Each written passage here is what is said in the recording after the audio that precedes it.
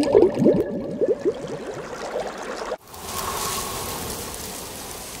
الله الرحمن الرحيم والصلاة والسلام على رسول الله صلى الله عليه وسلم.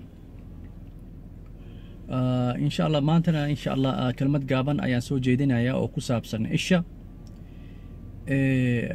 Su-aasha waxa waaye sideen ku garanayaa qofkii ilaystay qofka isha igu dhuftay sideen ku garanayaa. waxaa jiro technique oo anaga mararka qaarkood aan isticmaalno oo maasha Allah waxa natiijo fiican laga helay. nabiga calayhi salaatu wassalaam zamankiisa waan la soconaa saxaabiga maaragtay oo la ilaystay oo marka nabiga loo sheegay calayhi salaatu wassalaam uu yiri man tattahimu yaad ka shakinaysiin oo qofkaan isha ku dhuftay. markaasay u sheegeen fulaan ibnu fulaan ninkaasaan ka shakinaynaa. marka ninkii saxaabiga radiyallahu anhu sidii ayuu ugu soo weysa qaatay. marka inaad qof aad ka shakiso dhib ma laha, xaraamna ma aha. marka waxaa la rabaa inaad bas xoogaa yar inaad is ilaalisid qofaan ma aragtay aan hubin inaad ka shakiso ma fiican. marka tekniigan waa sidee matalan qofaad ka shakisay inuu qofkaan il kugu dhuftay, waxaan dhahaynaa qofkan gabadhan magaceeda waa Caasho. Caasho ayaad ka shakisay inay ku ilaysatay. waad baxaysaa, waad soo weysa qaadanaysaa, laba rakacaad dukanaysaa, ilaahay subxaanahu wa tacaala ayaad baryaysaa inuu ilaahay subxaanahu wa tacaala ku waafajiyo oo ilaahay subxaanahu wa tacaala ma aragta sahal kaaga dhigo. marka salaad aad dhamaysato aad ma aragtay ilaahay subxaanahu wa tacaala aad baryaysaa, waxaad samaynaysaa markaad fariisato ood salaad aad dhamayso oo ilaahay aad barido inuu ku waafajiyo Caasha magaceeda ayaad kor u qaadaysaa, aad ku celcelinaysaa.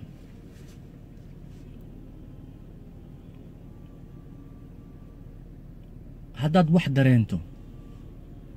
wax dareento waxyaalaha aad dareemaysna waxa waaye waxaad calaamooyinka isha ayaad dareemaysaa. codkaaga laakiin waa inaad kor u qaadaa markaad ma aragtay aad Caasho magaceed aad sheegaysid. caasho inaad ku celisid waa 3 jeer 5 jeer 7 jeer 9 jeer intaasaa la rabaa inaad ku celceliso.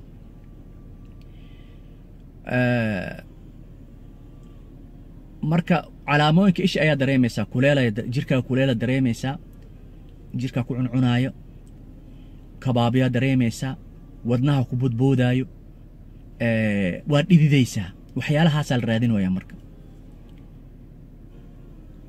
Caashadii markaad adiga saas aad tiri wax ma aadan dareemin ka waran, wax ma aadan dareemin.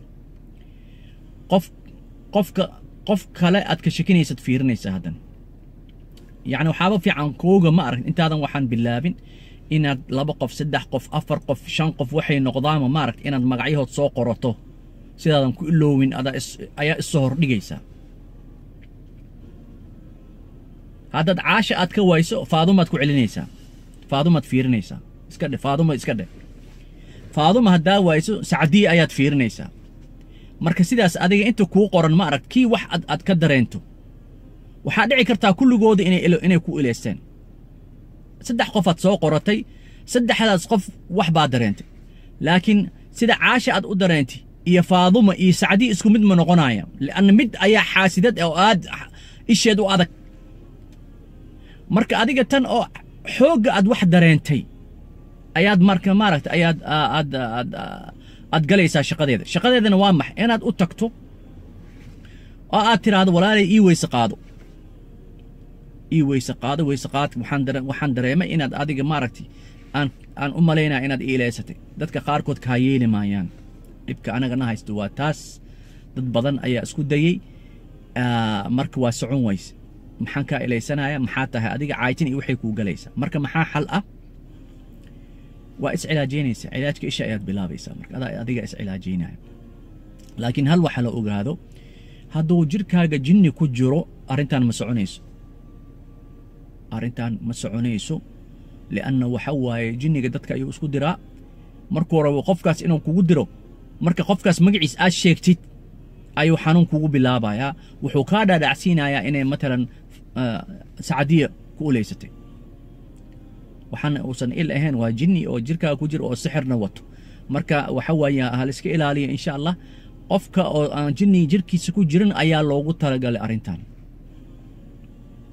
qofkaas kaliya ayaa loogu talagalay marka adiga waxaa la rabaa markaad wax dareento maaragtay aad wax ka dareento muxuu ahaa qofta aad ka dareento wax inaad ka barido inay ku weyse qaadato hadday ay diidana maaragtay marka in ilaahay subxaanahu wa tacaala aad tala saarato oo aad is cilaajiyeysa ayaa fiican marka arrintan dad badan ayaa ku ogaadeen qofka ilaystay qofka magaciisa inaad sheegtid la rabaa 3 jeer inaad ku celcelisid mise 5 jeer inaad ku celcelisid qof waxaa jira marka ugu horreysa magaciisba aad sheegtid xanuuna dareemaysa maba u baahnaba 3 jeer inaad gaartid marka waranka adiga jirka qofkaas ka soo gaaray waranka kugu jiro ayuu qofkaas magaciis ku xiran yahay qofkaas ayuu ku xiran yahay markii laana waranka qofkaas uu ka socdaa qofkaas ayuu ka socdaa marka waranka adiga jirkaaga ku jiro iyo qofkaas waxa waa magaciisu isku xiran yihiin carabta shafra idan shafradiisa kugu jirto marka waxa waaye magaciisba haddaad soo qaadid oo aad sheegtid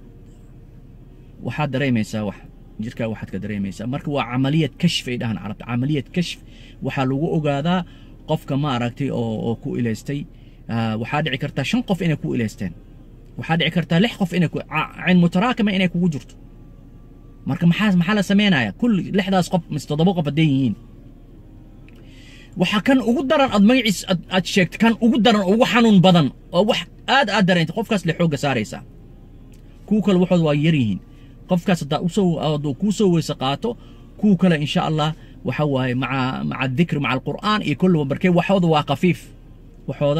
waa qafiif qofka ugu adad ugu xaasid badan ma aragtay ayaa la rabaa inaad magaciis ma aragtay markaad sheegto zaid wax u dareemaysid qofkaas inaad xooga saarto inta kale iska dhaafto إن شاء الله إلهي سبحانه وتعالى عاف ماذا أذن كودر إن شاء الله تكنيكنا مركز استعماشان إن شاء الله نلسو سعودية وحضرينتين إلهي سبحانه وتعالى وحن كبرية دد بدن أو ماركت أو جرن إنه إلهي سبحانه وتعالى سان عاف مات كسيو قفكنا هدد أكته ماركت إنه سن كسينين ويسقات كيس أو سن كسينين وحبها سكو عيبينين adiga is cilaajay waxa dhici kartaa qofkaas hadana markale inuu il kugu dhufto markad uu barku u gaadaba inay ishiis wax kugu tareyso oo dhaawac ay ku gaarsiinayso mar walba inuu il kugu dhufto ayaa dhici karta marka inaad maaragtay aad iska ilaaliso qofka inaad daraasayso ayaa fiican intaadan u tagin insha Allah ilaahay subhanahu wa ta'ala ajri hasanada naga sii kelmadan aan soo jeedinay subhanaka allah bihamdik ashhadu an la ilaha illa ant nastaghfiruka wa natubu ilayk wassalamu alaykum wa rahmatullahi wa barakatuh